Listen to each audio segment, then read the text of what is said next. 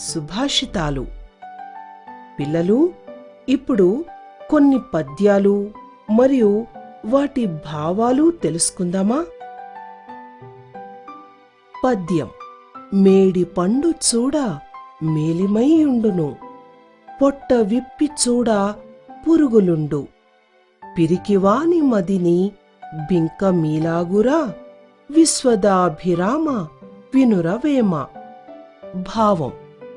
మేడిపండు పైన నిగనిగలాడినా దాని లోపల పురుగులుంటాయి. అలాగే పిరికివాడు పైకి దబాయించినా మనసులో చాలా పిరికితనం, భయం ఉంటాయి. పద్యం. కష్టపెట్టబోకు కన్న తల్లి మనసు, నష్టబెట్టబోకు నాన్న పనులు, తల్లిదండ్రులన్న దైవ సన్నిభులురా, లలిత సుగుణజాల తెలుగు బాల. భావం. కన్న తల్లి మనసు కష్టపెట్టే పనులు చెయ్యకూడదు, తండ్రిని నష్టపరిచే పనులు చెయ్యకూడదు. తల్లిదండ్రులు దైవంతో సమానం. పద్యం.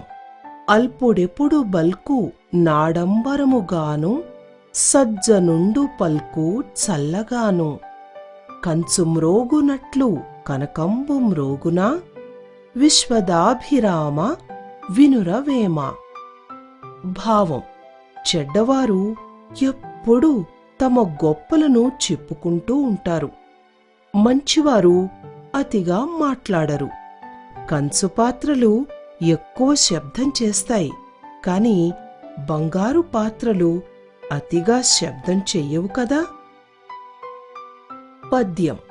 అనగననగ రాగమతిశయిల్లుచునుండు, తినగ తినగ వేము తీయనుండు, సాధనమున పనులు సమకూరు ధరలోన, విశ్వదాభిరామ వినురవేమ.